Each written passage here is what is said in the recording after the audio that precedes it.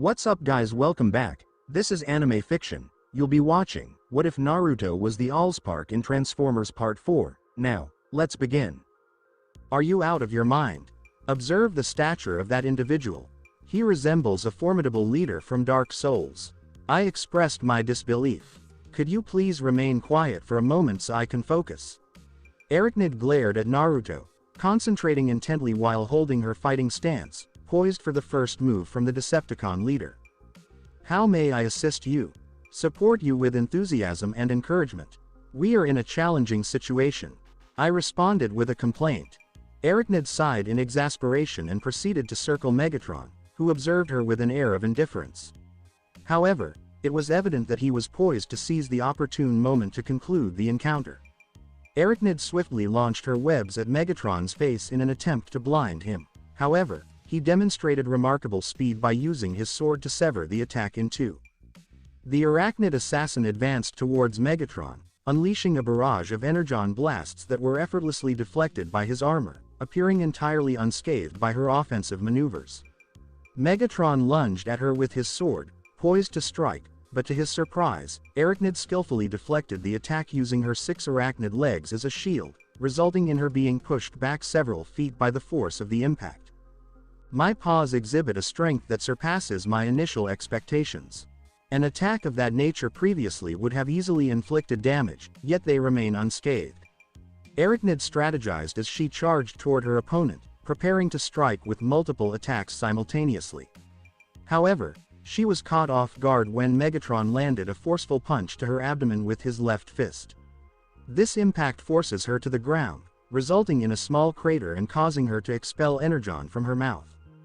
Megatron approached Arachnid with a composed demeanor and fixed her with a piercing glare. You are an ambush assassin, rather than a combatant. He advanced aggressively, brandishing his sword near her face, perilously close to delivering a fatal blow. Megatron maintained his dominance over Arachnid, exerting pressure that resulted in energon seeping from her mouth as her eyes gradually dulled. Arachnid fixed her gaze on Megatron, attempting to push his foot away with the remnants of her strength, gritting her teeth and emitting a low growl. She exerted considerable effort to endure, causing a small blue light to radiate from her chest, primarily from the Decepticon symbol, imbuing her with an extraordinary strength that enabled her to forcefully push Megatron away. Megatron experienced a moment of confusion and surprise upon being pushed, but his bewilderment quickly escalated to sheer astonishment as he observed Arachnid's altered appearance. Arachnid's appearance now mirrored that of Valkyrie armor, featuring a striking blood-red hue and golden accents that enhanced her already formidable presence. The armor that enveloped her form accentuated her curves, yet it was evident that she now presented as a transformed individual. Her face experienced a subtle transformation, resulting in a battle mask that bore a resemblance to Optimus Prime's, enhanced with golden details and a more feminine touch. Is there a transformation? The outcome will remain unchanged. Megatron remained resolute, maintaining confidence in his skills and protective gear. Are you certain, Megatron? Arachnid taunted, extending her elongated and sharpened appendages, which appeared as formidable weapons at first glance, prompting Megatron to reassess his combat stance. The two advanced toward one another with intensity, Megatron pivoting to deliver a strike at Arachnid. However, she skillfully utilized her enhanced agility to evade his attack and successfully landed several blows with her additional limbs in the Decepticon leader's blind spot, effectively causing him to experience pain. Megatron retracted his sword and targeted his cannon, unleashing a succession of lethal shots at Arachnid. However, she advanced, skillfully utilizing the blades of her arachnid appendages to deflect the energy bursts with ease. With a clenched jaw, Megatron unsheathed his blade once more, though his movements were more deliberate this time. Just as he prepared to engage his adversary, Arachnid swiftly deployed her webs at his feet, impairing his mobility and leaving him unable to respond to the impending strike. As Arachnid prepared to initiate her assault, her hand underwent a transformation, resulting in fingers that now bore sharper claws with a striking golden hue. Oblivious to her actions, she struck at Megatron's waist with her claws, cutting through his armor effortlessly and inflicting the Decepticon leader's first notable damage. Megatron's eyes widened at the sudden pain, yet he refrained from screaming, unwilling to provide his opponent with that level of satisfaction. Instead, he severed the webs that bound him and retreated a few feet to reevaluate his strategy. Arachnid regarded Megatron and then observed her energon-stained hand, the Decepticon leader's blood on her hands reinforcing her confidence in achieving victory. What is it that you require, Megatron? Are you experiencing the challenging sensation of defeat? What are your current thoughts regarding me? Quite impressive for a spider of my caliber. I acknowledge that I misjudged your capabilities, and I will ensure that this oversight does not occur again. Megatron expanded his chest with a sense of pride and exhaled, sharpening his focus on the impending battle. Is Arachnid's body powered by singular energon? Megatron inquired through his radio with discretion, seeking confirmation on whether Arachnid was genuinely utilizing that power or if it was a different, unidentified tactic. Soundwave emitted a subtle, discreet beep, affirming his suspicion. We will assess your endurance with the influence of singular energon flowing within you. Megatron advanced towards Arachnid, poised to strike with his blade, fully concentrated on the confrontation ahead. Arachnid initiated the deployment of her webs to impede the Decepticon leader's progress. However, Megatron's previous egocentric demeanor faded, giving way to the gladiator within him, a warrior capable of exceeding the strength limits of a high-level Cybertronian, one who possessed the potential to have been a prime in the past. Megatron navigated the assaults with measured precision, avoiding extraneous movements and seamlessly integrating into the flow of the conflict. Concealing her smile behind her battle mask, Arachnid advanced toward her opponent for a one-on-one confrontation. She initiated her assaults with remarkable speed to evade them, yet Megatron's reflexes and instincts were extraordinary as he engaged in combat, skillfully dodging the blades of Arachnid's paws just sufficiently to avert a lethal strike. The confrontation between the two ultimately hinged on speed and experience. Arachnid possessed greater speed, and her additional claws proved to be an exceptionally advantageous asset. Megatron drew upon his extensive experience in the most brutal circumstances of the gladiatorial arenas and the war on Cybertron, along with the exceptional strength he exhibited from the moment his spark was ignited. The two engaged in a vigorous confrontation for 5 minutes, delivering powerful strikes and sustaining significant injuries, a display that left the Decepticons in awe. Megatron exhibited multiple cuts in his armor, with traces of energon visible at his mouth, while Arachnid displayed dents in her body armor from each calculated strike she endured. I was thoroughly impressed by the battle, genuinely astonished by their capability to engage at such a high level of combat, comparable to the Knights of Cybertron, who were not as powerful as an original Prime. I acknowledge my concerns regarding Arachnid, however, to dismiss her strength would be a disservice to her capabilities. She demonstrated that in a confrontation involving massive robots, dimensions are not the determining factor. In this regard, Arachnid closely resembles Solus Prime, who was not particularly tall or heavy when compared to the other original Primes. She appeared fragile due to her feminine physique, which concealed the immense natural strength required to wield her artifact. I must acknowledge that you have elevated your standing in my view, Arachnid, yet you have ultimately lost this battle. Megatron stated, extracting the blade from his arm. Could you please clarify your statement? Arachnid expressed her displeasure at being underestimated following such a significant battle. While you may have succeeded in inflicting some minor wounds, you were never in a position to prevail in a prolonged confrontation. Megatron approached her with a smile, his demeanor relaxed. You are quite unkind. Arachnid collapsed to the ground, her legs unable to support her any longer due to the extensive blows she had endured, unaware of the significant internal damage she had sustained. How can I assist you? Your physique may be smaller and more delicate than that of the other Decepticons. You have honed your strengths to the best of your ability, however, with the power of the singular energon now within you, it was misguided to think you could overcome me in direct confrontation. Megatron directed his weapon towards Arachnid, channeling a significant amount of energy into his cannon, sufficient to eliminate her with precision.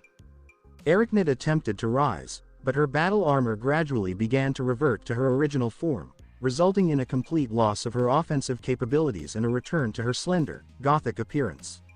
As Megatron prepared to fire at the incapacitated Arachnid, Naruto swiftly intervened, positioning himself between the two adversaries to serve as a protective barrier for the fallen combatant.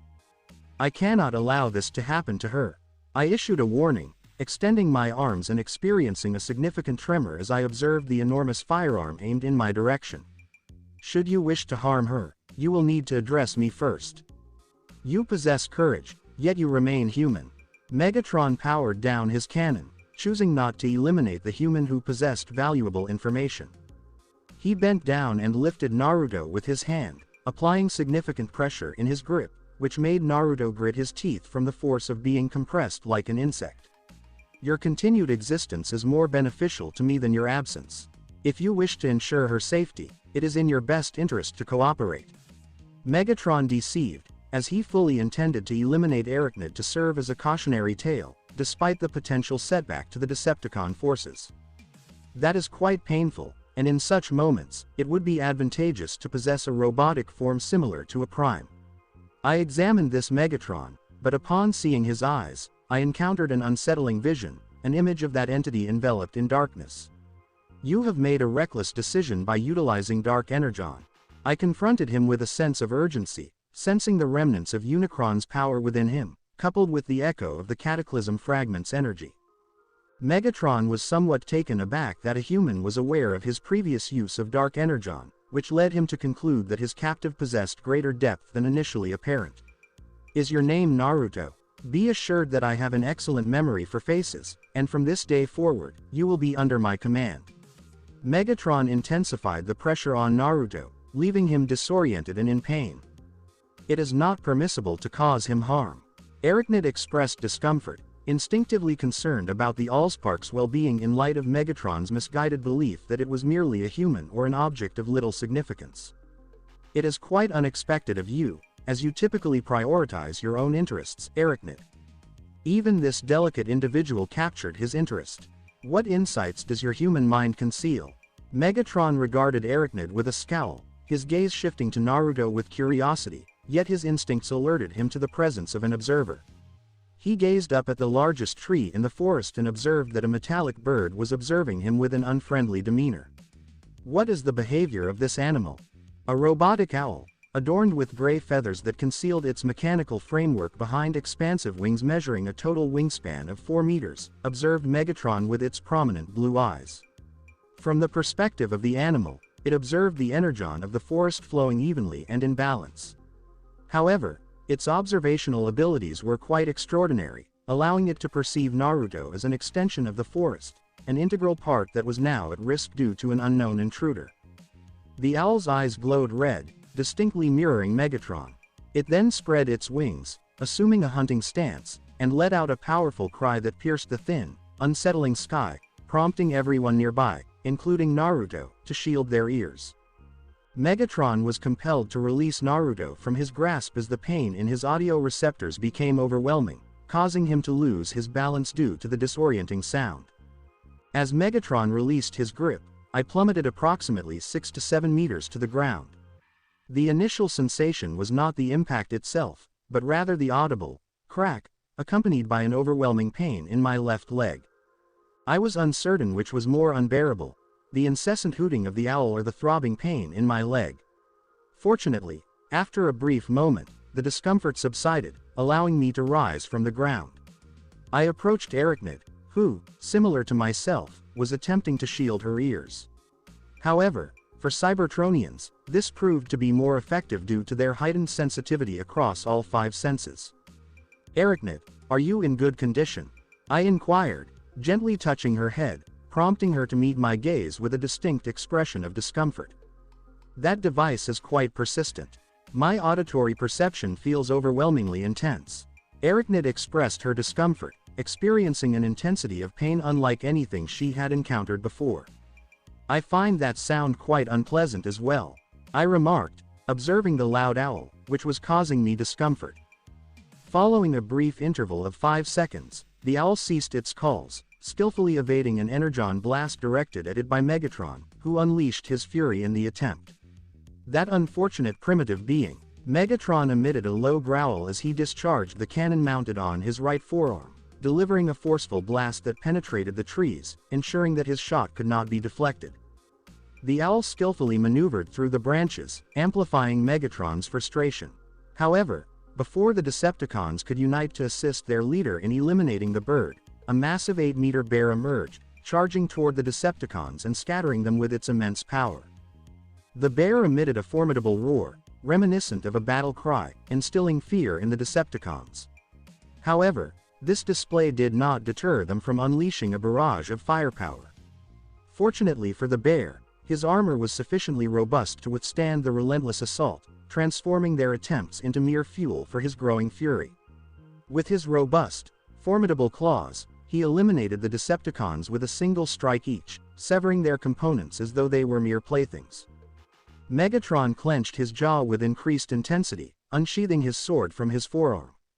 "I will eliminate your presence and display your defeat prominently," Megatron asserted himself, charging at the creature to confront it with sheer strength, despite the toll of his previous encounter with Arachnid. I observed the confusion, recognized an opportunity to exit, and had no desire to become Yogi Bear's meal. "Arachnid, this is not the appropriate moment for complacency, it is essential for you to awaken." I offered my assistance, utilizing my strength, but she appeared significantly weakened and fatigued. "Allspark, it is imperative that you leave this location, your destruction is not an option," Arachnid observed quietly, assessing the progression of the battle. "Now is not the moment for theatrics. I will not deliver a motivational speech to encourage you to take action." I proceeded to assist her in getting up, but despite her smaller stature relative to the Cybertronians, she proved to be quite heavy and would benefit from a dietary change. While assisting her to stand, I became aware of an object gradually moving towards me. I focused intently on the approaching entity, realizing it was something I had not anticipated encountering at that moment. A pack of enormous wolves approached, each exceeding 4 meters in height. However, the most notable was the alpha of the group, measuring approximately 6 meters tall and slightly longer. All of them ominously bestowing their prey with silver teeth and fangs so sharp that any meat they consume appears as though it has been minced. I felt a sense of tension as I observed their eyes, which were red and appeared to be craving blood. Upon initial observation, it appears that there are at least 24 large wolves, if not more. The leader of the group positioned himself a few meters away from me, observing me intently, yet refraining from growling, as though he anticipated a response. An idea emerged in my mind, yet I was uncertain about the potential risks involved until I glanced to my side and observed Arachnid attempting to rise, hindered by the wolves, likely influenced by the adrenaline triggered by their abrupt arrival. "We are not adversaries," I reached out to Arachnid, anticipating that they would comprehend my message. "The actual adversary is positioned over there." I indicated Megatron, who severed the bear's head with his sword, then elevated the bear's head with one hand as a symbol of triumph. The wolf regarded me momentarily and nodded, comprehending my words, before advancing towards Megatron, with the other wolves following suit. As each one began to growl in Megatron's direction, he became aware of his surroundings and recognized that he was being encircled. Megatron observed the unruly wolves, feeling increasingly frustrated by the chaos before him. "Please proceed. I will create a coat using all of your furs." Megatron confidently accepted the challenge, driven by a sense of superiority.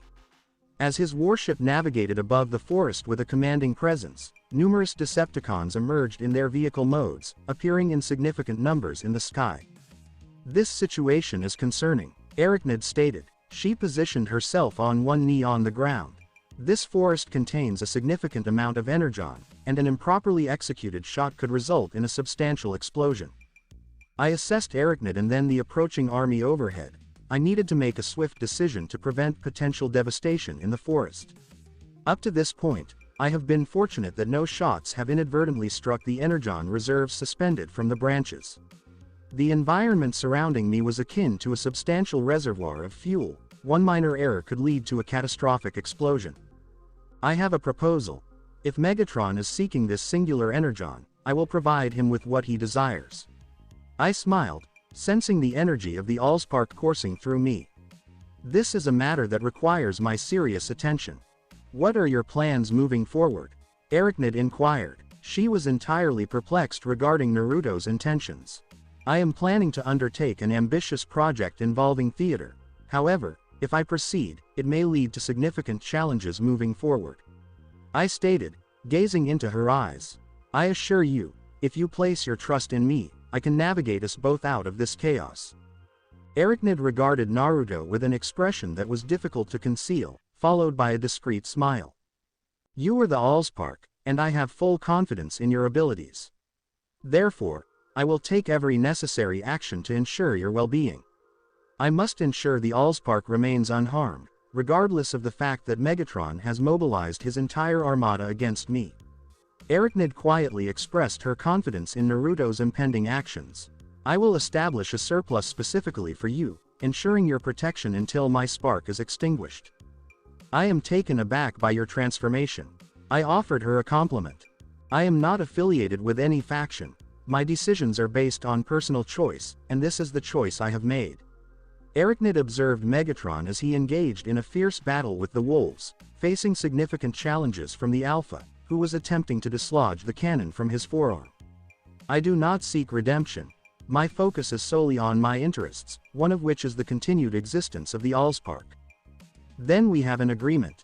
I close my eyes and bring my hands together, harnessing an undeniable energy as I concentrate on manifesting a straightforward concept from my imagination, a simple form, yet potent enough to alter the trajectory of this situation.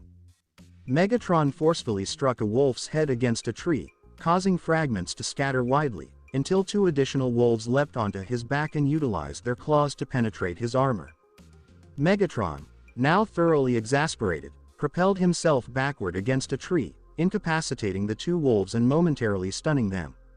This provided him the opportunity to employ his sword with precision, skillfully decapitating them. "Do you believe you can defeat me? I am the dominant force in this situation. Your tin head combined with a Terminator." I raised an 80-centimeter spear resembling Cybertronian design, which emitted a powerful blow that captured Megatron's attention and prompted the surrounding wolves to retreat in fear at the sight of the illumination. The spear I held was clearly crafted from the same metal alloy as that of a Cybertronian.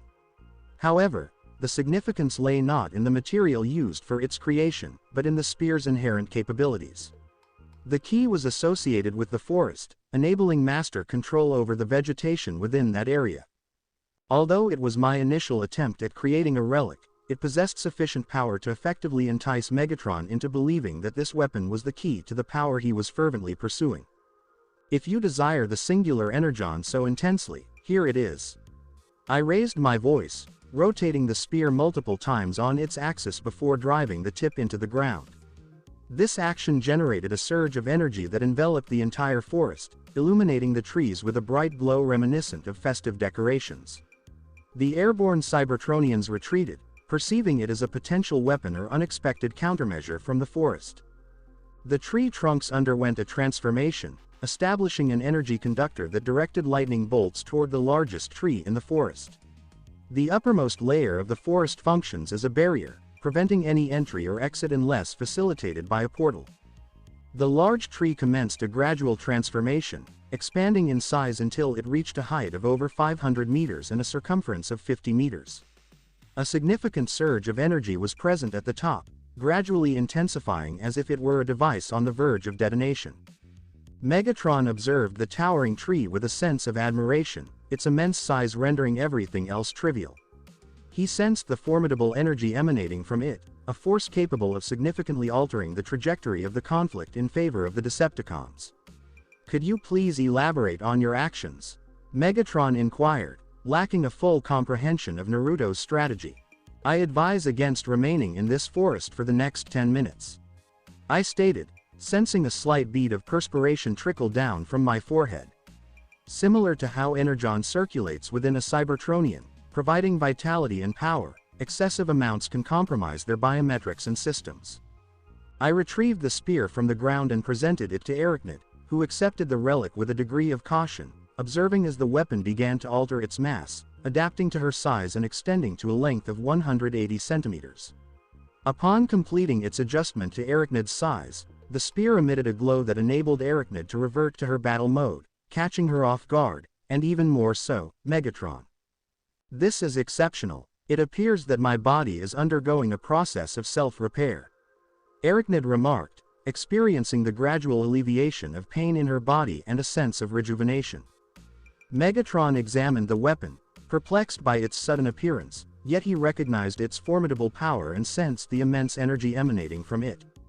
Before he could articulate his thoughts, his communicator received a radio call from his ship, Nemesis. Lord Megatron, the energy spikes have surpassed acceptable limits. In 9 minutes and 28 seconds, the forest will release an energy collapse that poses a threat to all Cybertronians. A Decepticon remarked upon observing the unusually high readings on the Energon radar. You misguided individual, your actions threaten our very existence. Megatron expressed his fury upon understanding Naruto's strategy. I can manage the high levels of Energon present in the forest, but your ability to handle dark Energon will not protect you from the detrimental effects of an Energon-rich environment, which could compromise your operating systems. I fold my arms, maintaining a careful and serious observation of Megatron. You made a choice to align with Unicron. Do not anticipate any sympathy from my end. The Master Tree released lightning bolts in various directions, resulting in a minor earthquake that created fissures from which white light emanated beneath the surface. I still have a few minutes remaining. Please do not underestimate my capabilities. Megatron approached Naruto and Arachnid with a formidable presence. I believe that is unlikely, considering the injuries sustained from your encounter with Arachnid and the presence of wildlife in this forest. Your tolerance time has significantly diminished. I indicated the Master Tree that had previously served as the foundation of energy stability when I inadvertently cyberformatted the forest molecule by molecule. You should aim for a maximum of approximately 3 minutes. I am quite frustrated. Megatron directed his cannon and discharged a shot at Naruto, yet his assault was effortlessly deflected by one of Arachnid's claws. Arachnid, utilize your intellect to direct the forest. As long as you wield the spear, you possess the ability to govern the forest without restriction. I remarked, noting that she appeared to grasp my words. Excellent. Arachnid directed her spear towards Megatron, the tip radiating a green light. With a swift motion, metal roots emerged from the ground, advancing toward the Decepticon leader. The force of the impact sent him crashing into several trees at the rear of the forest, leaving him momentarily disoriented. This is considerably more practical than I initially anticipated. Arachnid, we must evacuate this location immediately. While your armor may offer enhancements, it does not render you completely immune to the effects of this excessive radiation. I cautioned, sensing that the Master Tree was undergoing an evolution and gradually assimilating my power as Cybertron to enhance its capacity to sustain life in significant quantities. My presence in this forest is directly impacting the energy of this environment. If I proceed in this manner, the energy pulse may extend beyond the forest and potentially cyberform the entire continent. Could you please elaborate on your plan? Arachnid inquired, seizing Naruto with one of her hands. I aimed to establish a structure that would enclose the forest from external influences with a barrier designed to restrict access and prevent any escape once finalized. I acknowledged that the primary tree was radiating an increased amount of light from its trunk and branches, appearing even more prominent above. What are our next steps? What steps can we take to exit this location prior to the energy pulse? We find ourselves situated in the heart of the forest. Arachnid was concerned, grasping the gravity of the situation. I observed Arachnid, then shifted my gaze to the animals in the trees, who seemed to regard the critical situation with indifference from afar. I have a concept to share that may initially seem unconventional, but I believe you will come to appreciate it over time. What are your plans? Arachnid observed Naruto, noting the brilliance in his eyes. I will optimize the full capabilities of your T-Cog and enhance your performance. I raised my hand, which produced a subtle illumination. I integrated mechanical and biomechanical information to reconfigure Arachnid's body. I will enable you to attain one of the most sophisticated levels of Cybertronian evolution. Could you please clarify what you mean? Arachnid was taken aback, unable to conceive of Naruto's intentions for her. I will facilitate the unlocking of your maximum potential, alongside a power reminiscent of the ancient Transformers, to ensure our successful exit from this situation. I stated that I would be utilizing the foundational aspects derived from the powers and abilities of the Master of Change, Amalgamus Prime, to augment Arachnid. To ensure her survival during the energy pulse, I must utilize the time prior to the blast to modify her body, making her nearly immune to radiation and enhancing the cloaking ability perfected by Amalgamus Prime, who possesses the most advanced T-Cog among the 13 original primes. Optimus and the Autobots advanced toward the Decepticon ship, fully prepared to engage in battle to prevent catastrophe. "I aspire to undergo a transformation," Bulkhead remarked, his joints expressing discomfort from the extensive running. "The terrain presents challenges for vehicle mode, likely resulting in a reduction of our efficiency," Optimus stated, gracefully navigating over a tree root on the ground. "I can transform and take the lead," RC proposed, clearly frustrated by the uneven terrain. "RC, it is imperative that we remain together in this environment. I would find it unacceptable to bear the responsibility of losing another companion under my command," Optimus stated, directing his gaze at RC, indicating his disapproval of the proposal to divide the group. "Collaboration enhances our strength." Before the disagreement could intensify, a significant surge of energy struck them, causing all but Optimus to be thrown back, leaving everyone bewildered. However, there was no opportunity for discussion as they witnessed the trees radiate a brilliant light, compelling them to shield their eyes with their arms. "Could you please clarify what that was?" RC inquired, observing the diminishing light while sensing the tremors of an impending earthquake beneath her feet. As the intense light diminished, Optimus gradually opened his eyes to assess the situation, disregarding the tremors that were taking place. He opened his eyes in astonishment at the sight of the enormous metal tree, which challenged conventional understanding and presented a striking visual impact. "By the Allspark," Optimus spoke, but soon fell silent as he sensed his leadership matrix resonate, appearing to synchronize with the forest. "This is not possible. The forest." "Optimus, the energon levels at your location have reached critical levels. It is imperative that you evacuate immediately," Ratchet communicated urgently over the comm, noting that the energy readings were alarmingly elevated. "I will work on synchronizing the arrival portal. It is essential to act promptly." "Optimus, the current situation is concerning. We must evacuate immediately, as it has escalated beyond our control," RC implored, striving to maintain her stability amidst the escalating turbulence. Optimus recognized that departing promptly was a rational choice. If they were unable to endure the substantial energy, the mission would ultimately be futile. He sensed a connection between his leadership framework and the forest, a rhythm of life that felt oddly familiar when he ascended to the role of Prime on Cybertron, reminiscent of the emotions he experienced upon first encountering Primus as Optimus Prime. Before Optimus could issue the command to retreat, a massive 33-foot robot soared toward the Autobots. By instinct, they successfully evaded the attack, but the Cybertronian was thrown and collided with a metal tree, impacting his back forcefully before falling to the ground, with one knee making contact with the surface. Optimus and the Autobots widened their optics to the fullest extent upon witnessing the identity of the Cybertronian that had just collided with the tree, prompting some to instinctively retreat a step. "This is not possible," RC spoke softly, her voice filled with astonishment. "Is that individual immortal?" Bulkhead inquired, transforming his arms into cannons. Optimus experienced a mix of emotions. While a sense of disappointment washed over him at the sight of his brother, a small part of him, nestled deep within his spark, felt a sense of joy at his brother's survival. "Megatron," Optimus stated, regaining his composure, though perplexed by his sudden arrival. Megatron, upon hearing the voice of his fiercest rival, opened his red eyes, which glowed with a sinister light. He got up like a king, spitting energon from his mouth as if it didn't bother him at all, even though you could see he was hurt. "Wow, Optimus Prime and the Autobots. I really didn't see our reunion happening this way." Megatron glanced up and saw his warship ready and waiting for him to come back. "Megatron, what did you do to this forest?" Optimus wondered, since something so unusual could only be explained by the presence of his greatest arch-rival nearby. Megatron stayed quiet for a moment, realizing that his biggest rival had no clue about what was going on. He thought that maybe Optimus had some connection to the Primus blood in the forest and might figure out why he was there. "Optimus, I wish I could chat, but I've got someone else I need to focus on right now." Megatron gave a slight nod and opened a portal next to him.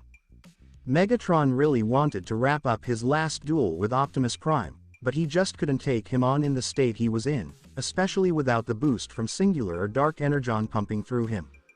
He wasn't naive. He understood just how powerful Optimus could be when he tapped into his full potential, all thanks to the leadership matrix. Megatron, hold up. Optimus took charge, turning his right arm into a cannon, all set to fire, even though Megatron was obviously hurt. Look, I've already mentioned it, but I really don't have time to spare right now. Megatron glanced at the Master Tree and noticed the energon pulsing, clearly getting stronger as it got ready to be unleashed. Once I'm all set, we can take care of our business, but for now, I just want to be far away from the explosion. Megatron walked into the portal, catching the Autobots off guard with his unexpected stance. What's this about an explosion? What explosion are you talking about? Bulkhead turned around to check out the giant tree. I bet the energy causing this disturbance is coming from that tree over there. Optimus figured that Megatron had shown up here looking for something that really connected with his leadership matrix. Ratchet, any idea on how big the energy release might be? Feeling really upset, Ratchet figured he needed to crunch those numbers fast because he wanted Optimus to get out of there quickly. He thought about the energy's mass and the radius of the release, and he was shocked by the destruction it would bring. Optimus, I think if I've got my math right, the energy release is going to be pretty disastrous. Ratchet said, understanding just how serious things had gotten. There's really nothing you can do to stop it. Optimus clenched his fists, feeling frustrated with himself for not being able to protect Earth. Now, all he could do was watch and anticipate the fallout from such a huge release of energy. Autobots, let's head back to the arrival zone. Optimus gestured to the side where they had just come in, giving a clear order. The Autobots started sprinting back to their starting point through the Earth's Edge portal. Bumblebee was in the lead, with Optimus right behind him, keeping an eye out to ensure everyone made it safely. Bulkhead glanced up and watched as the Decepticon ship gradually drifted away into the sky, leaving the enigmatic forest behind. Wow, those tinheads are really slipping away. This situation is way more serious than I realized. RC nodded quietly, trying to keep pace with her friends, but her focus shifted when she realized the animals around them didn't seem bothered by the big energy pulses. Some of the clearly carnivorous creatures were watching them closely, intrigued by their presence. Why aren't they just running away? Did they not see that everything is about to go up in smoke? RC raised an eyebrow, feeling a bit wary of how the animals were acting. This is an ecosystem that's pretty mysterious to us. They won't act like wild animals typically do. Optimus looked up, noticing an eagle perched on a tree branch. Its impressive wingspan stretched over 20 feet, and he could see its metal claws shining in the sunlight as it fixed its gaze on him. Decepticon ship. When Megatron stepped onto his warship, a medical team was right there, eager to help him out. They were all set to take him to the infirmary where Knockout was waiting for him. Soundwave, could you give me an update on the energy readings from the forest? Thanks. Megatron called out over the comm, aware that Soundwave was keeping an eye on the energy activity in this almost magical forest.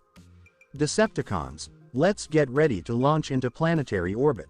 Megatron gave the order, propping himself up as the Decepticons assisted him on the way to the infirmary. Megatron was feeling pretty annoyed today. It was one of those days that just felt humiliating. He couldn't shake off his irritation with Arachnid, and the human who seemed to have a knack for wielding the power of the singular energon was really getting under his skin. As he walked into the medical wing, he spotted Knockout peering through his microscope, absorbed in examining the black energon fragment. Meanwhile, Starscream was having a tough time, gasping for air as his metallic body showed clear signs of damage. Knockout, Master Megatron is calling for you. One of the Decepticons yelled, startling their top doctor and causing him to jump a bit. Can't you see I'm busy right now? Knockout went quiet when he noticed Megatron giving him a serious look. Could you please leave Master Megatron in that seat? I'll take care of the repairs right away. Knockout quickly switched into his medical mode, turning his right arm into all sorts of medical tools and equipment. As he got comfortable in his resting spot, Megatron glanced over at Starscream, thinking back to that original shard of dark energon he had used to connect with Unicron's power, which everyone thought had been lost in the explosion. Knockout, once you're finished with me, can you please take care of Starscream? I've got something important to talk to him about, and I need him to be in one piece for my questions." "Absolutely, Lord Megatron," Knockout responded, fully aware that Starscream would be a regular visitor in his infirmary. Meanwhile, over at the command post of the Decepticon ship, Soundwave was really zeroed in on analyzing the forest. He was digging into those energy spikes that were ramping up quite a bit. But just for a moment, something caught his attention. He picked up on 2 points of energon that were concentrated in 2 spots, and they were pretty far apart from each other. With all that energon floating around, it might be easy to overlook this little detail. But since he's an expert at navigating through portals, he picked up on how that sudden energy showed up, opening a passageway between space and time. Soundwave realized that one of the portals was definitely linked to the Autobots, but the second energy signal he picked up was something he hadn't encountered before. This made him think it could be tied to the specific human stirring up trouble. As Nemesis zoomed away to keep clear of the energy blast, Soundwave took advantage of the ship's high-powered external cameras to watch and capture what was unfolding in the forest, zeroing in on the main tree where the energy was really intense. The Decepticon, with a blank expression, observed as the massive tree started to glow a vibrant green.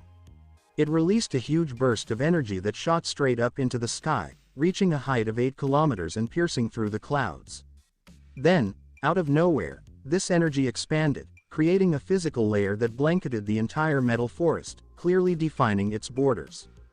Soundwave would definitely show his surprise if he could, but it was clear he was really intrigued by how he was taking in the whole event. Then, out of nowhere, his sensors caught a pattern of energy pulsation coming from the forest. At first, he didn't notice it, but he quickly realized what it was, and it took him by surprise. Tum. Soundwave got what was behind those energy ripples. It clicked for him that the signal wasn't just some random energy discharge, it was actually a heartbeat, a Cybertronian heartbeat, to be exact. Every heartbeat sent ripples through the energy dome that was meant to protect the forest. It was a pattern that would definitely catch someone's attention soon, but it didn't change the fact that all that energy being pumped out hinted at something huge just biding its time to wake up. We're at a really important time in the history of the United States. I'm currently at the spot where the army is setting up and forming a perimeter in the area. The blonde journalist with blue eyes gestured subtly to the cameraman, urging him to capture the dozens of tanks aimed at the enigmatic energy dome. Wow, it's been 12 hours since that first video popped up online, showing this crazy energy dome around the forest that goes on for miles and miles. There's still a lot of chatter about what caused this. People are wondering if it's linked to some technology from a certain country or if there's something else at play. The cameraman swings the camera around, zooming in on the crowd of people eager to catch a glimpse of the power dome. You can see a mix of folks holding weapons and others waving conspiracy posters, all while being held back by soldiers and police. The journalist jogs a bit clumsily, trying to keep her new high heels intact, as she navigates through a group of soldiers alongside her cameraman partner. They're eager to get a closer look at the event that's attracted protesters from all over the globe. She spots an older man who looks like he might be in charge of the region's isolation and makes her way over to him. "Excuse me, could you please share what's happening? What do you think this could mean for our country?" The journalist quickly caught up with the veteran soldier before he had a chance to send her off. Could this possibly be an attack from another country? So, is it like some sort of experimental weapon or what? The military veteran gazed into the camera with disbelief and amazement. Fortunately, he understood that dismissing the journalists documenting the event live may create panic if they showed weakness, as the American people needed to hear the truth about what was happening to their nation. He could not simply turn them away. "Our soldiers are being reorganized. The forest is vast and the region we must watch will need some time to completely examine to grasp the threat level and analyze what it is." With resolve and pride for his country, the veteran responded, puffing up his chest. "Our 5th-generation fighters flying above, ready to unleash all military power in a future war. Fortunately, our air support is fully functioning." "Possible battle. Is this an attack?" said the reporter, aware she was driving the engagement and viewing of the story on the enormous energy dome that had inexplicably materialized. "The army has to safeguard our country and people. We are just getting ready for the worst-case situation. The soldier answered, glancing back to confirm the enormous metal forest remained peaceful, free of unanticipated shocks. Has the army dispatched personnel there to look into the location, sir? The reporter inquired, using all her skill and charm to control the speed of the discussion in her favor and obtain a major scoop. All trained and ready for the trip, our troops are going to be sent to that location. The soldier remarked, spotting in the distance other soldiers in radiation suits. We have summoned the finest troops of our country to handle this event under a quite difficult scenario. Bringing the microphone to her lips, the journalist gasped to gather her breath. Why not look into things using drones or robots instead of risking the lives of these courageous people? Knowing what the reporter was attempting to incite, the seasoned soldier sighed. We have tried, but anything electrical or mechanical that passes over that barrier can cause major damage to the system within seconds, thus it is advisable to proceed in the usual method. The journalist inquired, did we have any deaths in this whole incident? As a fighter aircraft flew at great speed in the background, nearly unnoticed, and the cameraman shot the helicopters hovering overhead, illuminating the area. Anyone wishing to cross the barrier should not do so under any conditions since, sadly, several adolescents breached the barrier and exposed their bodies to so much radiation that their organs cooked in seconds. Without appropriate shielding, the radiation in this location will kill everything biological in seconds. Looking at his troops prepared to leap into uncharted terrain with sadness, the soldier said he got a horrible feeling. If there's a risk of contamination, why isn't everyone wearing protective clothing? The journalist asked, only a little more tense this time, as she finally understood the risk she was taking by getting closer, even believing inside that she was stupidly exposing herself to deadly doses of radiation, but because of her training she didn't show that reaction. Fortunately, the barrier is a border zone for this radiation, therefore the radiation itself is just inside the barrier with no outside leakage indication. The seasoned soldier said, seeing one of his subordinates make a little indication indicating the exploratory mission was ready to start. I have guys to run, if you would pardon me. The journalist smiled genuinely at the cameraman and showed a slight sign of relief. The legal authorities are in charge of the matter, as you can see. Now we simply have to wait to see what will become of this forest or how our nation will suffer from something so enigmatic. A big, strong tremor made everyone lose their equilibrium and several cry in horror before she could complete. What was that? Grabbing her microphone and gazing toward the woods, the reporter said as hundreds of troops pointed their rifles, prepared to unleash a lot of bullets. Keep shooting. Don't let anything slip by. Pointing at the metal forest, the photographer zoomed in for additional clarity. Perhaps that wasn't such a smart idea since his camera spotted other persons disguised in the shadows of the night between the trees and leaves like blades. At first the troops using night vision goggles saw nothing. However, as they concentrated their eyes on the tiny, faint movement, their reactions changed to real shock and dread. Without the troops realizing it because of the chaos, a novice soldier accidentally discharges his weapon, prompting his colleagues to fire in sequence and create a firestorm that expels the ammunition striking the barrier, therefore disintegrating the projectiles and effortlessly destroying the molecules in their composition. You idiots, cease fire, cease fire. The captain yelled, clapping his men on the back to soothe them. 20 or 30 seconds of continuous firing later, the police and troops ceased fire and stared at the intact barricade.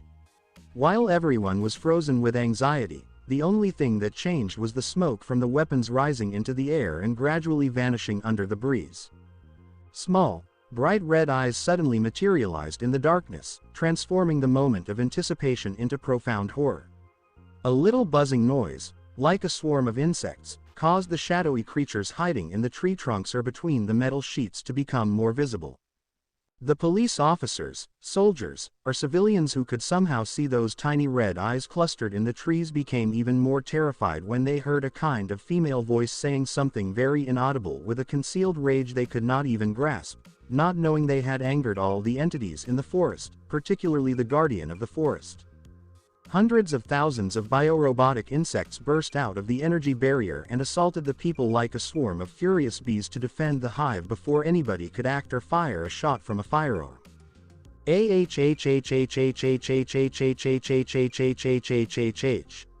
Someone assist me. Do something, someone. This monster removed my leg. Hurry. Technical issues caused the transmission to be interrupted. Jack switched off the television, almost startled by the reflection on his face that obviously revealed to him what he was experiencing. Practically horrified by the reflection on his face that obviously revealed what he was experiencing, Jack switched off the television. Raph, who was at his side and equally astonished, shared the identical look of astonishment without even glancing at his laptop. What just occurred? Oh my God. Still attempting to understand what he had just witnessed, Jack wondered. The whole world, I believe, now knows robot aliens exist. Raph said, remembering the human screams of terror and agony, that he felt a profound cold. Watching the television program, Optimus was concerned and scared for the lives of those perhaps hurt or most likely dead given what little the broadcast revealed. Guilt engulfed Optimus's heart.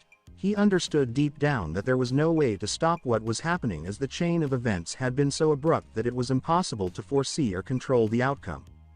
Being the final prime, he believed he was responsible for safeguarding all life on planet Earth, not only Earth but the cosmos. Now he thought he was failing once more, as he did on Cybertron. Optimus's greatest lifetime regret was when he tossed the Allspark off of Cybertron to shield it from Megatron.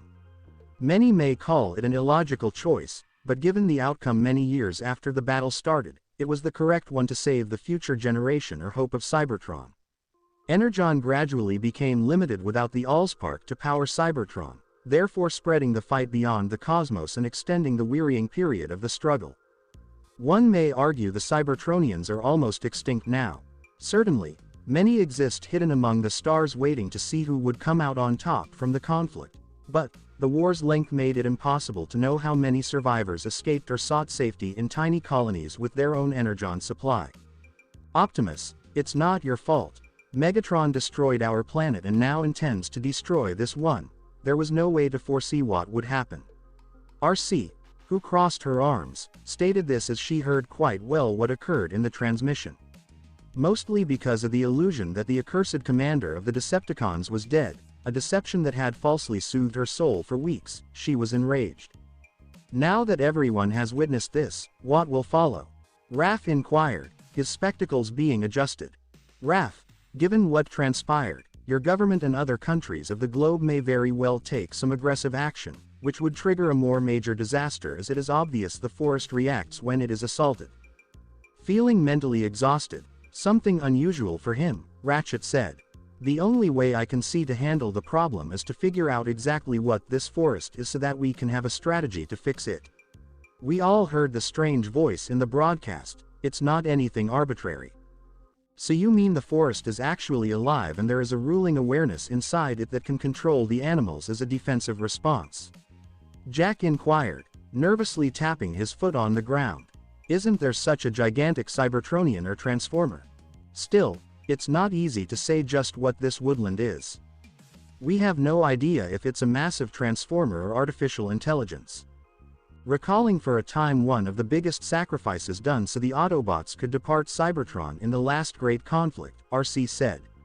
But just so you know, Jack, on our home planet there were beings we called Titans, Cybertronians of immense proportions, the size of whole cities.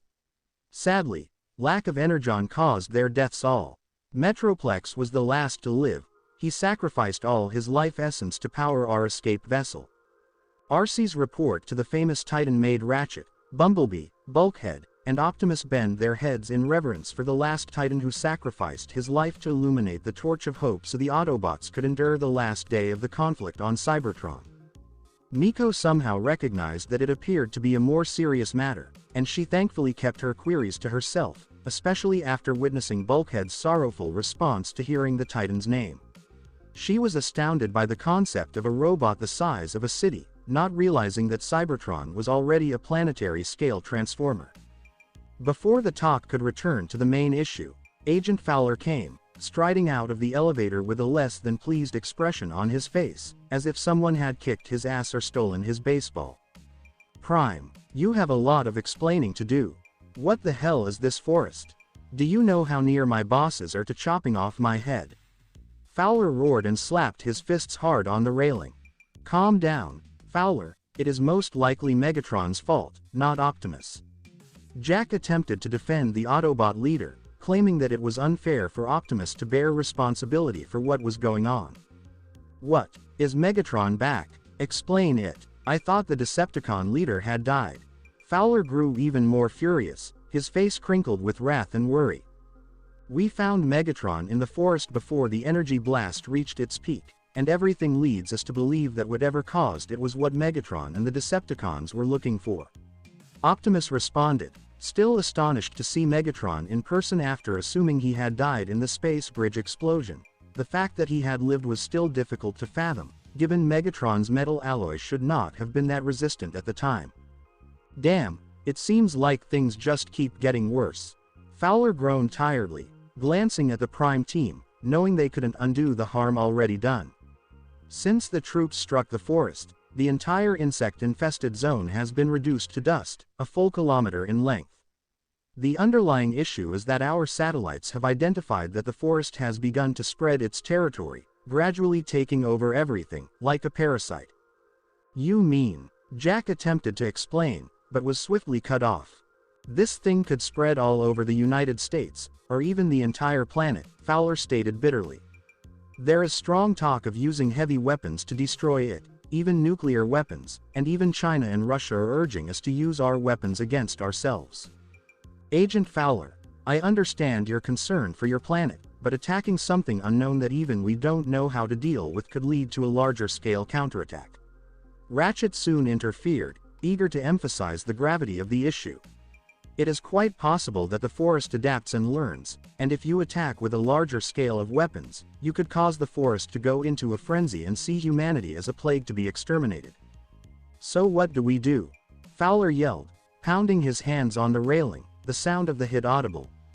At this time, Agent Fowler, it is advisable to wait and study the forest without attacking, so that we can find a way to reverse the situation.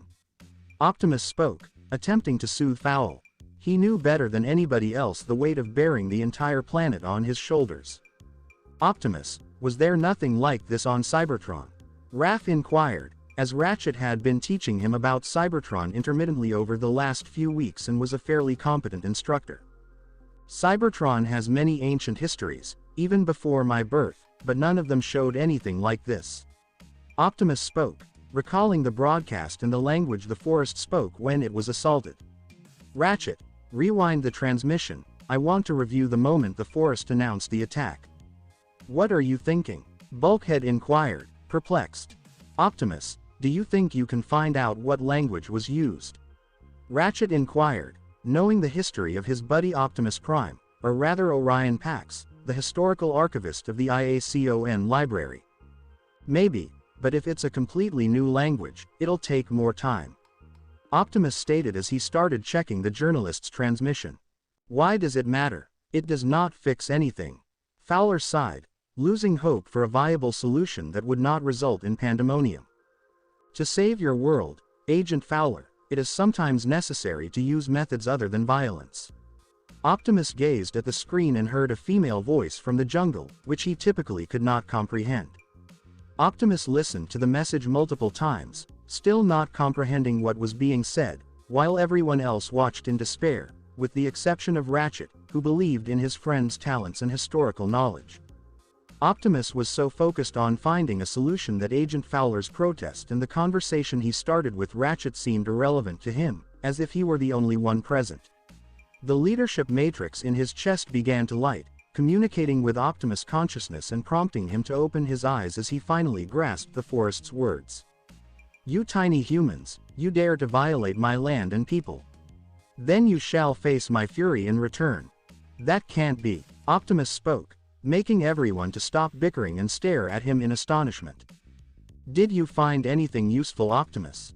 Jack inquired, hoping that Optimus had discovered anything that may be the first step toward addressing the problem, despite his internal turmoil about whether it was really feasible to settle the crisis without endangering more people. Did you find anything we can use to blow up this forest? Fowler asked, smashing his fist on the palm of his other hand. I wasn't expecting this. The forest was communicating in an extremely ancient language.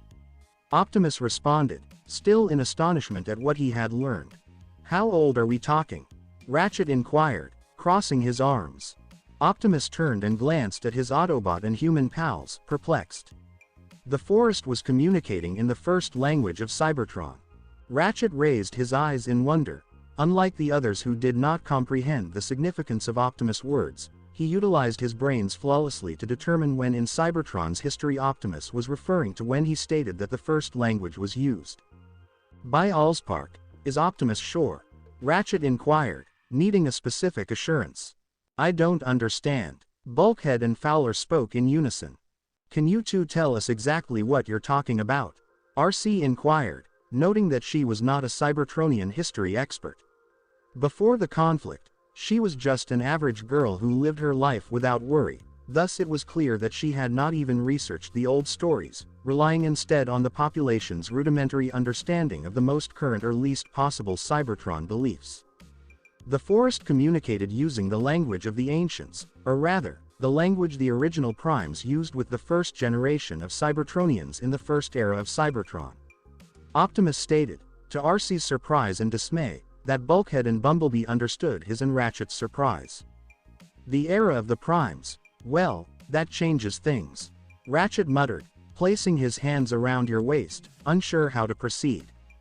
What was it like during the primes era? Is it like the golden age of rock and roll? Miko inquired, crossing her arms.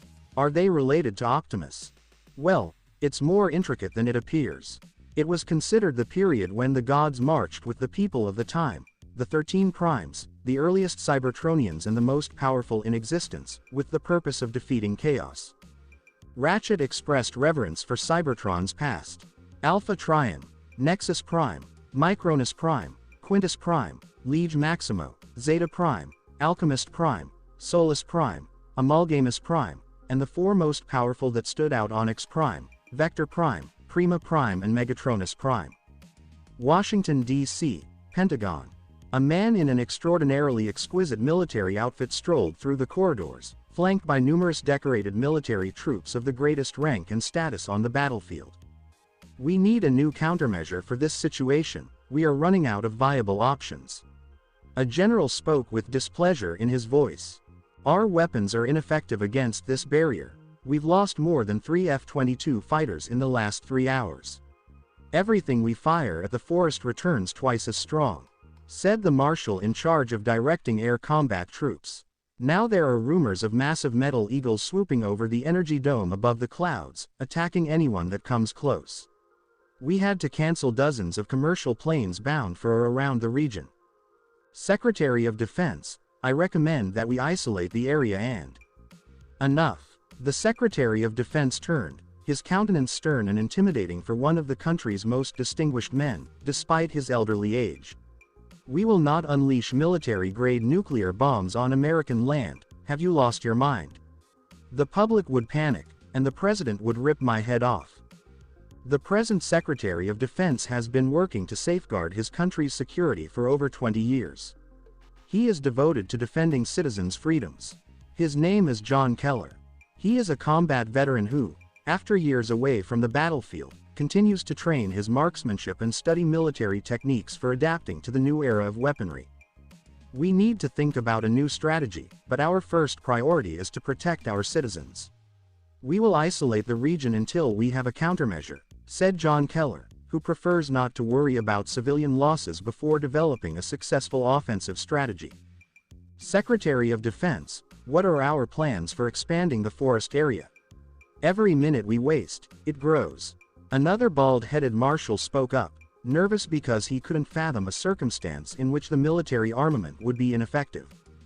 John Keller glanced to his left and spotted a brilliant analyst who had been by his side since the start of the crisis.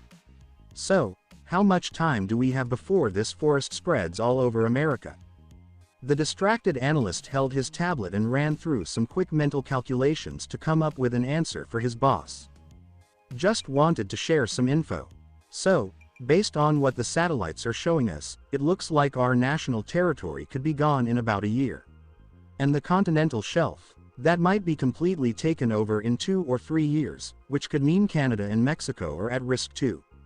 There's even a chance it could affect other nearby countries, but we're not sure if it can spread through the water. We're really up against a huge crisis here, something we can clearly see but just can't seem to tackle. John Keller muttered to himself, trying to wrap his head around how something so huge could just pop up right in front of him. If we don't figure this out, other countries might come after us with nuclear weapons, claiming they're just trying to save the forest. A 28-year-old woman with light skin and black hair, wearing a black suit, walked over holding a tablet and looking quite urgent. She dashed down the corridors and, without thinking, turned a corner, bumping right into John and interrupting his stride. "Secretary of Defense, I was just trying to find you in." "Oh, you silly thing. Don't you see that we're..." One of the marshals mentioned how careless the woman was. "Come on, we really don't have time to argue." John Keller rolled his eyes. He just didn't have the patience or the time to get into an argument. He wasn't really concerned about the girl running into him. After all, he had already noticed a bunch of people dashing around in all sorts of directions inside the Pentagon due to this unexpected crisis. "Girl, what's on your mind? I'm all ears." "The president wants to have a chat with you," the woman quickly said, still feeling a bit embarrassed about bumping into the Secretary of Defense so carelessly. It caught both the military and John off guard, especially since it was something that really needed urgent attention. "Guys, why don't you head over to the conference room and meet up with the others? Let's see if we can come up with a solution that steers clear of nuclear weapons." John Keller gave the order, and the military men with him nodded in agreement. "I'm heading to my office first to chat with our president." As John Keller made his way to his office, he noticed the young woman who had told him about the president's call walking alongside him. Her expression had shifted. Her eyes now appeared cold, shedding their previous delicate composure for the calmness of someone seasoned in battle. It was quite an impressive transformation on her part. "Are you a spy or something?" John Keller said with a serious tone, not realizing he was chatting with a spy from another country. He picked up on that look in someone's eyes, you know. The kind that says they've been through it all and aren't scared of what comes next for them. "I didn't catch any accent in your voice, so you must be pretty fluent in English, or maybe you're from another country. I'm really curious about how you ended up at the Pentagon." "Secretary of Defense, no need to worry, I'm actually here to help. I was sent to take you to a private meeting." The woman spoke in a calm manner, making sure to keep an eye out so that no one would catch on. "What's the point of attending this private meeting?" John Keller raised an eyebrow, curious about who could be waiting for him in his own office. It was clear that this meeting was set to happen right in the space where he usually worked. "If you're looking to protect our country, it's important to understand the truth that's been kept under wraps since World War II." The woman spoke with an unexpected seriousness for someone who looked so delicate, showing she was clearly no stranger to the battlefield. John Keller glanced at the woman from the side, feeling a mix of curiosity and suspicion about what she had just said. As soon as they got to the office, John pushed the door open and stepped inside by himself. He spotted a guy dressed in all black, wearing sunglasses, lounging in his chair with his feet propped up on the table, a clear sneer on his face. "Just so you know, I could have you arrested for disrespecting authority and the government, right?" John Keller took a couple of steps ahead and noticed the mysterious man giving him a slight smile. And let's not forget that he was trespassing on military property, which definitely makes his punishment more serious. "That's not going to happen, even if you had the chance." "Sure, only the president can arrest me, but that's not really the main issue here." The guy stood up from his chair and walked over to John, unfazed. "You know, our world is really shifting, and it feels like the truth we've kept under wraps for ages is finally coming to light. So, you know, those conspiracy enthusiasts are kind of ahead on the spoilers, but that's not really the main thing here. What's the truth? So, who are you, anyway?" John Keller looked at the man with a serious expression, trying to figure out if he was actually a special agent or just full of himself. "I'm Agent Seymour Rutherford Simmons from Sector 7. We've been around for nearly a century now, kicking things off before World War II and still going strong today." Simmons pulled out his badge, which had a gold American eagle wrapped around a silver icosahedron object. I can't imagine being in your position. It must be really tough to carry the weight of a whole nation. Sector 7. I haven't come across that before, John Keller admitted, looking a bit confused with his wrinkled expression. Exactly, we're not just some amateurs like the folks running Area 51. Simmons strolled around the room, checking out the paintings and the books lined up on the shelves. It's a cozy spot, but I wouldn't choose to work here. So, what are you looking for? John Keller asked, clearly not keen on spending time with someone as odd as Simmons.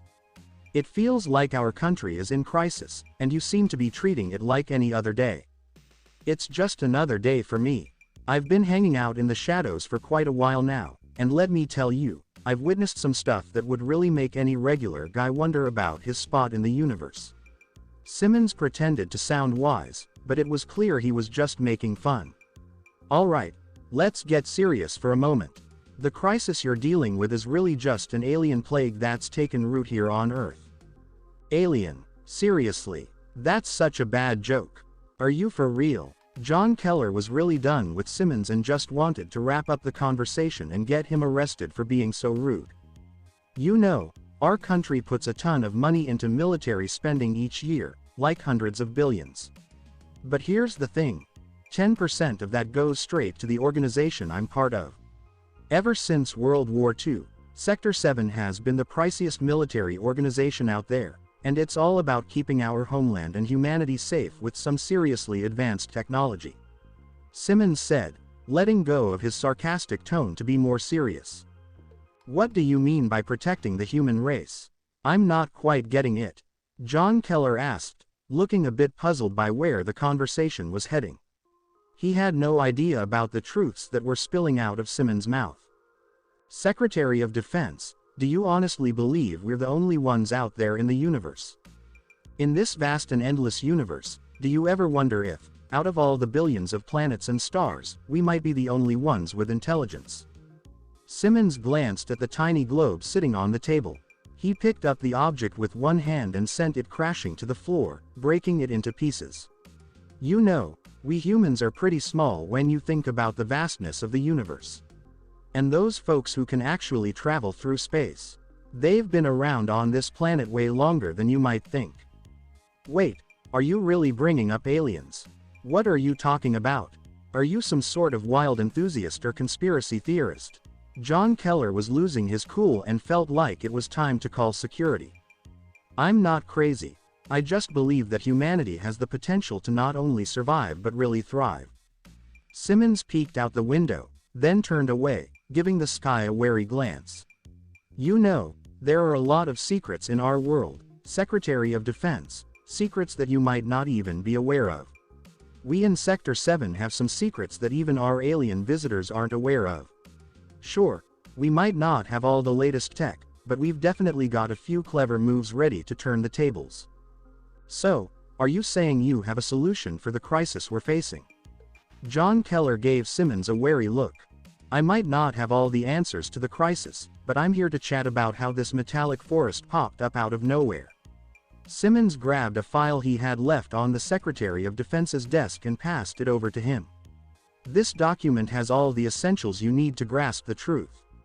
It's just a summary of what we've got at our headquarters, but it should give you a solid understanding of the real weight of the situation we're dealing with. John Keller glanced at the file, his eyes landing on the name printed on it. The cover was pretty worn out, and it read, Project Black Knife. What's this Project Black Knife all about? John Keller glanced at Simmons for a bit, letting his mind wander to what might be going on inside. You know, our friends from another world have actually been hanging out on our planet for way longer than we realize. In the past, their activity was pretty low-key, but over the last 5 years, it's really taken off, and we've had to work hard to keep it under wraps from those who are a bit too nosy. Simmons chuckled as he pulled a cigar from his pocket, clearly entertained by the Secretary of Defense's shocked response to a truth he never thought could be kept under wraps. No way. This has signatures from a bunch of our former presidents. John Keller leaned in and whispered just loud enough to be heard, glancing at the other pages that displayed the present day alongside images from World War II. Do you know what went down in 1940? He asked when he spotted an image of a golden icosahedron-shaped object, standing just over a meter tall, with a noticeable crack and some mysterious symbols all over it. File 40 captures our very first encounter and clash with an alien, marking the moment we knew for sure that we weren't alone in the universe. Simmons casually remarked, puffing on his pricey cigar, fully aware of the image John Keller was picturing. The subject in question is known as the Scorponic. Initially, it was an ordinary Nazi tank, but an incident during its transport resulted in a catastrophic release of stored radiation, subsequently transforming it into a formidable 20-foot robotic scorpion. This creature eliminated all life within a 10 kilometers radius and required 4 days to contain and neutralize, resulting in the loss of an entire squad. The components are securely housed in our facility, where we acquired valuable insights that contributed to our success in the conflict against the Nazis years later, all while acknowledging the significant role of nuclear energy. I am perplexed. These individuals are our personnel, they are Americans.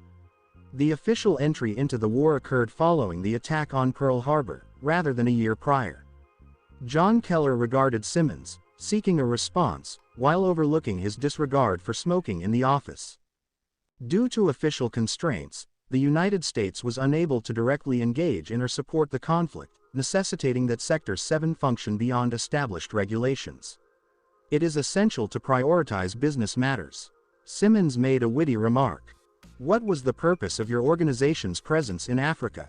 John Keller inquired, maintaining his focus on Simmons. Hitler discovered the golden star that descended from the sky onto our planet thousands of years ago. Had he been able to harness its power, victory in the war would have been assured, or the extinction of humanity could have been a consequence. The available options did not meet expectations. Simmons adopted a serious demeanor, and the intensity in his eyes indicated that this was a matter of the highest confidentiality, one that would even cause discomfort to the Secretary of Defense. Could you please clarify what this item is? John Keller inquired about the golden object or the golden star that descended to the Earth. I believe it would be beneficial for you to view our offerings in person, allowing me to provide a more detailed explanation and ensuring that you make informed decisions. Simmons approached the door, yet before he grasped the handle, he paused to glance at John. Are you interested in tourism and history? I would like to extend an exclusive invitation for you to explore the historical significance of the Hoover Dam during a private visit, designed to maintain discretion and privacy from onlookers. Additionally, I suggest packing an extra pair of underwear. I can only envision my former colleague's response to witnessing the turmoil on the planet he committed to safeguarding. Megatron chuckled darkly, revealing his sharp teeth as he envisioned Optimus in a dire predicament, unable to safeguard the humans. Megatron observed the turmoil occurring in the human realm through the internet.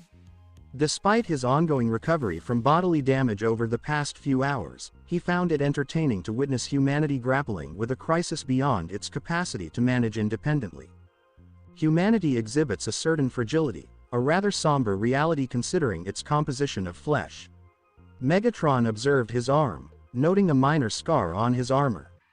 In my next encounter with Arachnid, I will ensure that she does not survive. Knockout entered the command center with a concerned expression, apprehensive about his safety. He gazed forward and observed Megatron reveling in the turmoil humanity was experiencing due to the sudden emergence of the mystical forest. Lord Megatron, may I inquire why you are in a standing position? It is advisable for you to take some time to rest. I have not yet finalized all the repairs I intended to address with you. Knockout stated, taking on the responsibilities of a physician rather than his identity as a Decepticon.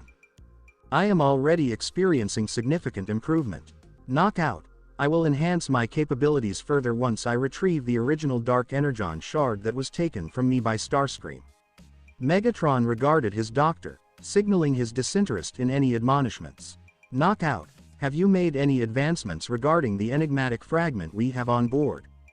As I have communicated to Lord Megatron, given that this is a fragment of an element entirely unfamiliar to me, it will require significantly more time for me to comprehend its fundamentals. The components involved are entirely distinct from standard energon, or the outcomes of the singular energon I experienced when it was within your system. This represents a new domain of science that I must endeavor to master. Knockout responded, demonstrating clear expertise. A response driven by the desire to avoid unfavorable outcomes, similar to the experience of Starscream. The Decepticons require a new tactical resource to shift the war in our favor. Currently, we find ourselves stagnant, subject to the unfolding events in the Metal Forest. Megatron articulated his ambitions, keen to acquire greater authority.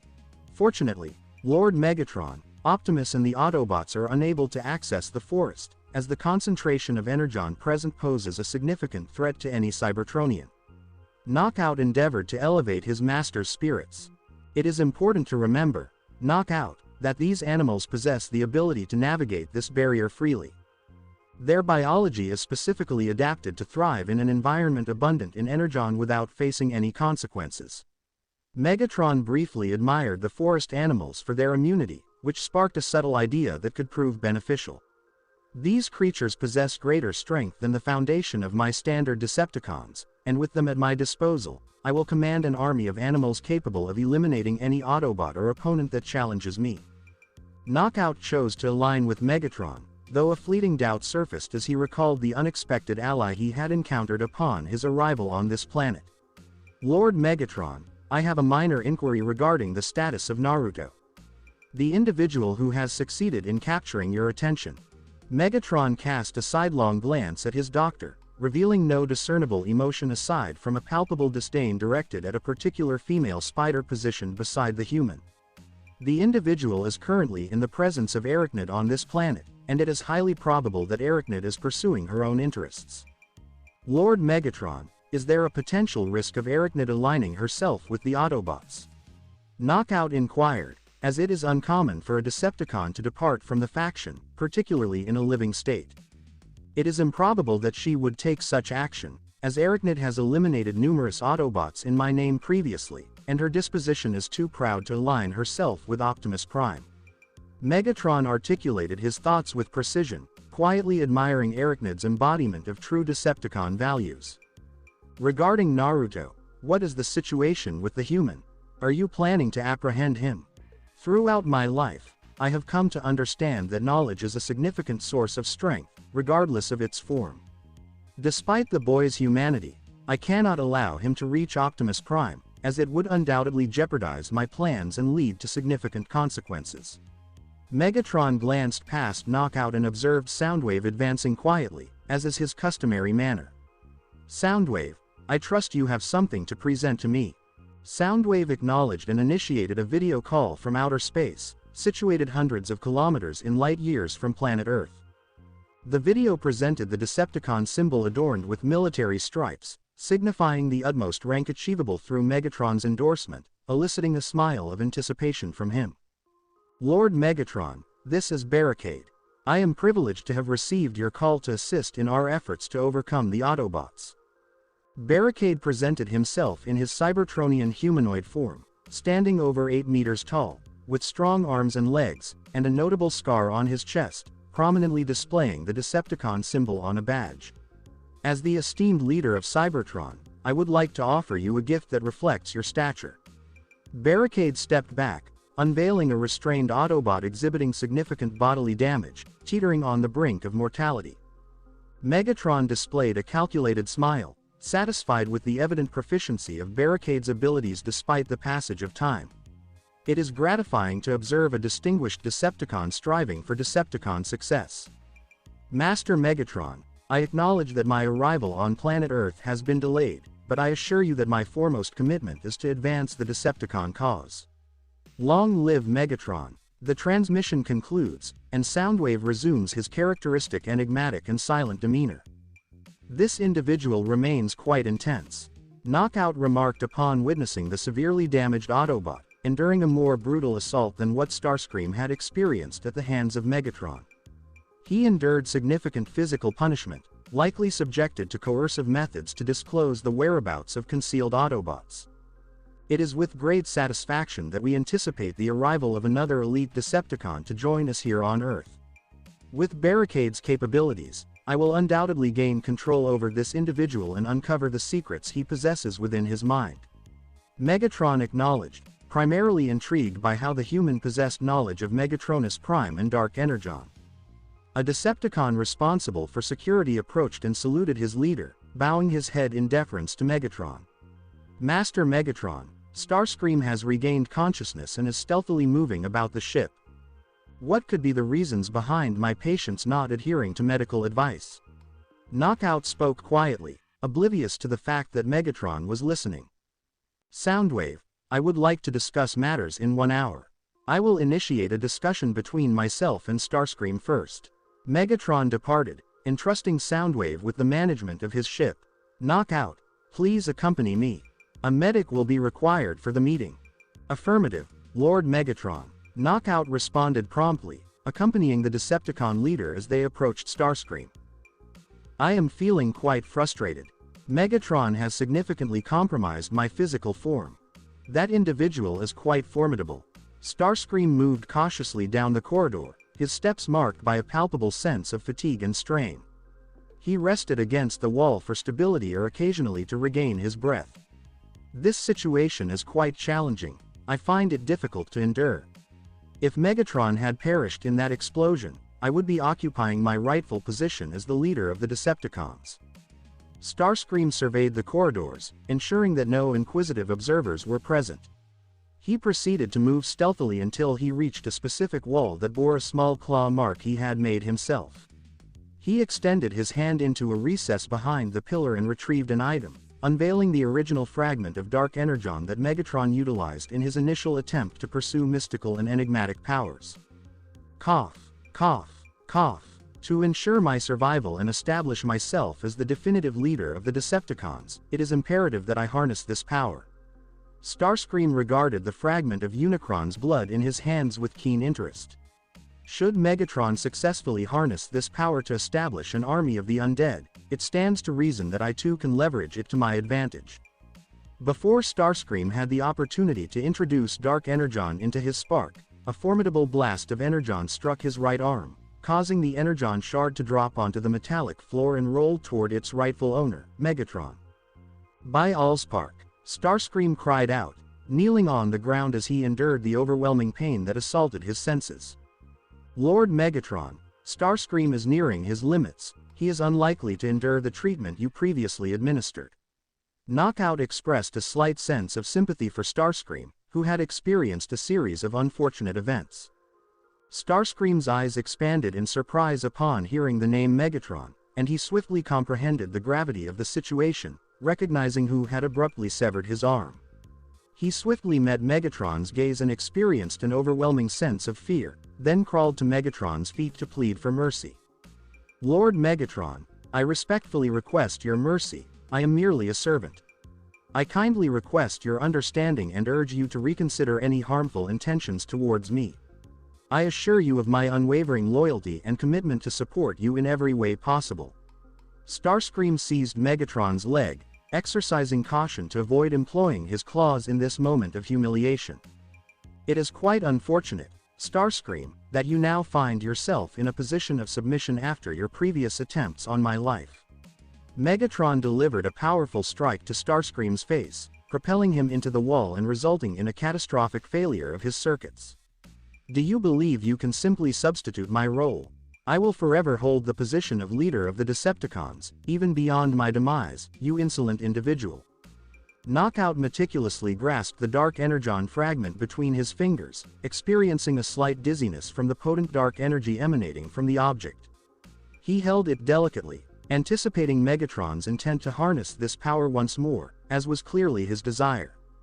Megatron exerts his dominance over Starscream, pinning him against the wall with his foot, his teeth clenched in frustration. What was your rationale behind attempting to replace me? Did you genuinely believe that my Decepticons would demonstrate loyalty to someone perceived as weak as yourself? Your rightful position is beneath me, akin to a worm. Your actions are disappointing and lack strength. I only accepted your presence due to the amusement you provided, as you consistently devised unconventional plans that ultimately went awry, yet you maintained an engaging demeanor. However, you have become quite predictable, especially considering your belief that you can simply assume a leadership role like mine. My error, Starscream, my greatest error is leading you to believe that you could be my equal. Starscream was utterly apprehensive. If possible, he would find himself in a state of extreme distress. He had never witnessed Megatron's anger to this extent, not even when Optimus Prime had disrupted his plans, which had previously provoked a strong reaction. "I want to be unequivocal moving forward, Starscream. I will ensure your continued existence as long as your skills remain beneficial to my objectives. However, should you choose to defy my authority again or entertain the notion of leading the Decepticons in my stead, I will take decisive action to ensure that not even the Allspark can preserve your essence as I dismantle your form methodically." Megatron announced his formidable ultimatum, ensuring that all in proximity were aware of his intentions. For a brief, nearly undetectable instant, upon hearing Megatron's roar, Starscream observed his eyes shift to a solid black with a hint of purple, resembling a direct gaze into a chaotic entity. Megatron entered a soundproof room, a designated space for strategizing during the critical final stages of the war on Cybertron, prior to the planet's evacuation. Soundwave occupied the room, his presence nearly spectral to many, characterized by an enigmatic silence. "As always, Soundwave, you consistently arrive on time for a meeting." Megatron expressed his approval, his hands positioned behind his back. He understood that Soundwave would remain silent due to the oath he had diligently upheld since departing from politics on Cybertron, yet this was his manner of demonstrating the basic respect and camaraderie they both shared. Soundwave's journey commenced as that of an ordinary Cybertronian, fueled by ambitious aspirations. His foremost ambition was to engage in politics, aiming to foster equality and justice for all Cybertronians, irrespective of their social standing.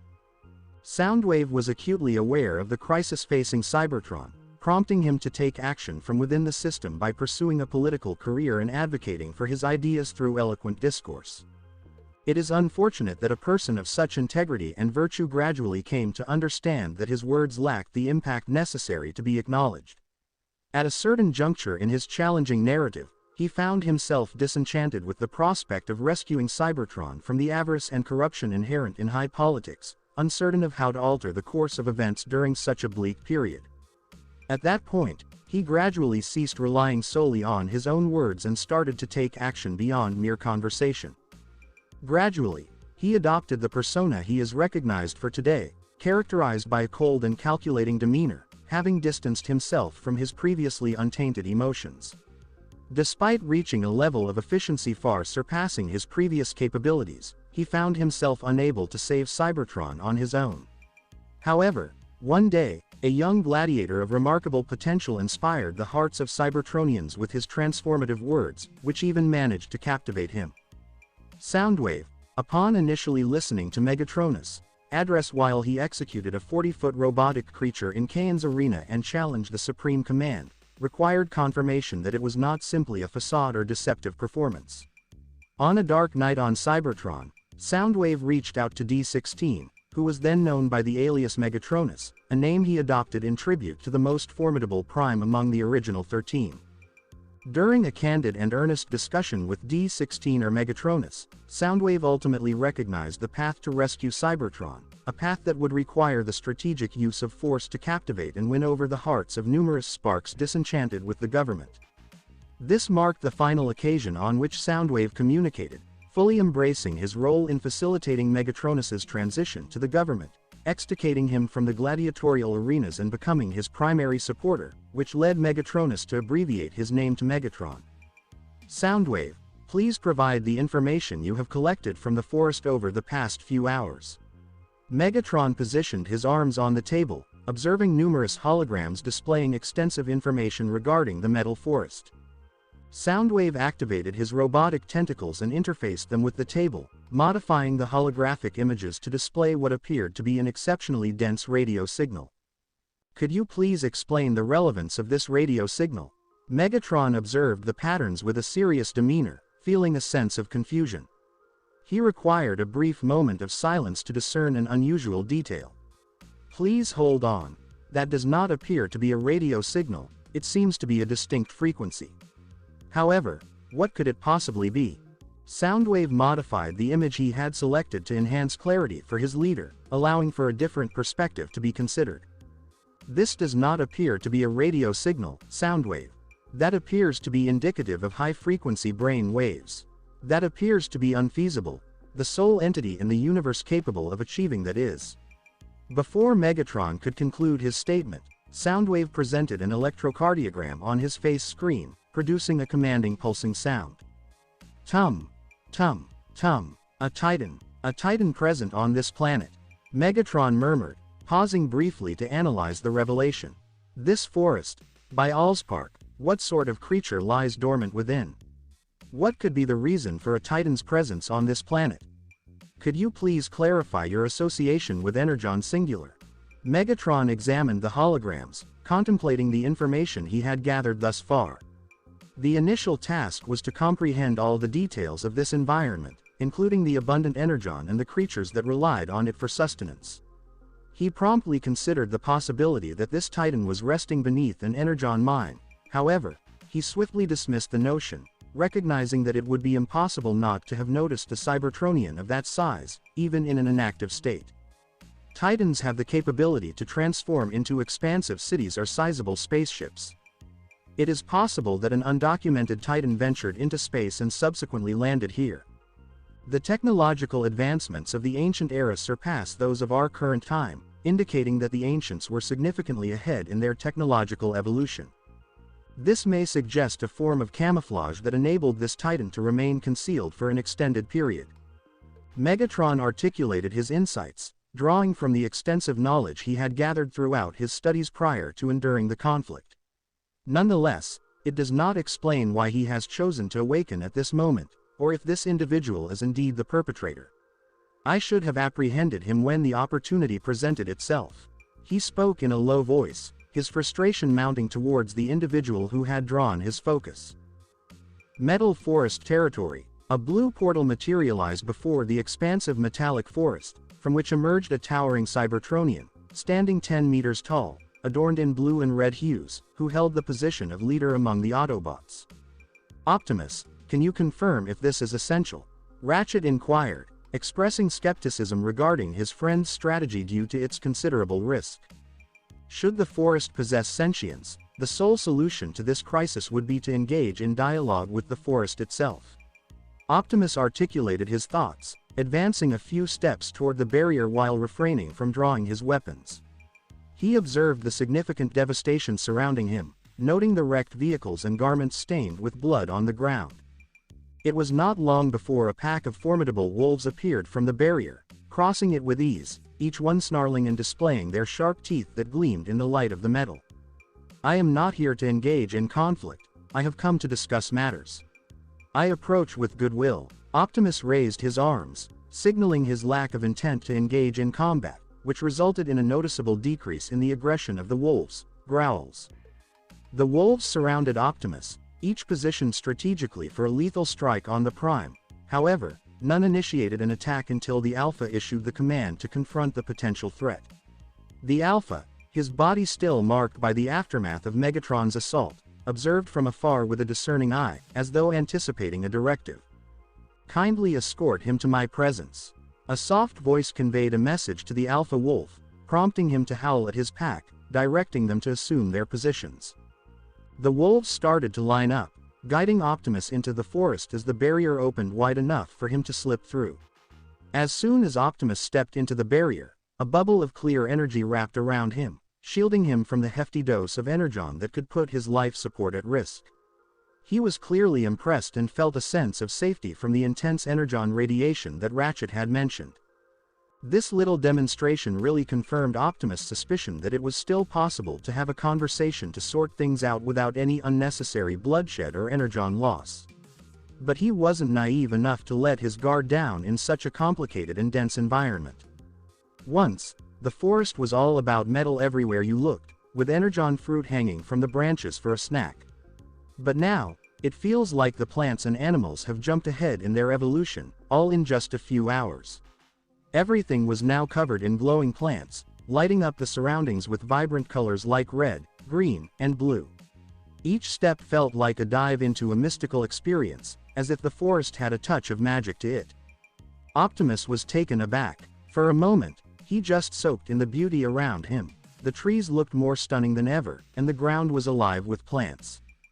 It was amazing how everything blended together, the organic and the metal, creating such a harmonious contrast. The last prime was so captivated by the beauty of the place that he didn't even notice how far he had wandered in the forest. He completely lost track of time until he finally arrived at the center, where all that energy seemed to gather, becoming the very heart and pillar of the forest. Optimus took a close look at everything, noticing that the plants around this massive tree were thicker. But this tree was different. It looked like some kind of Cybertronian resistance, wrapped in shiny gold. There was an energy flow moving up to the top, feeding the barrier, and it had a bunch of cyberglyphs on it that were tricky to translate. As he got closer to the master tree, the leadership matrix in Optimus' chest started to light up, shining its familiar blue glow, just like a beacon in the night. A section of the tree's thick trunk started to change, opening up to reveal a door covered in strange symbols. This door would take you to the chief protector of this almost magical forest. Stay tuned for more. Thank you for taking the time to listen to this video. I'm thrilled you watched the video. If you enjoyed it, be sure to like and subscribe for even more exciting content coming your way soon.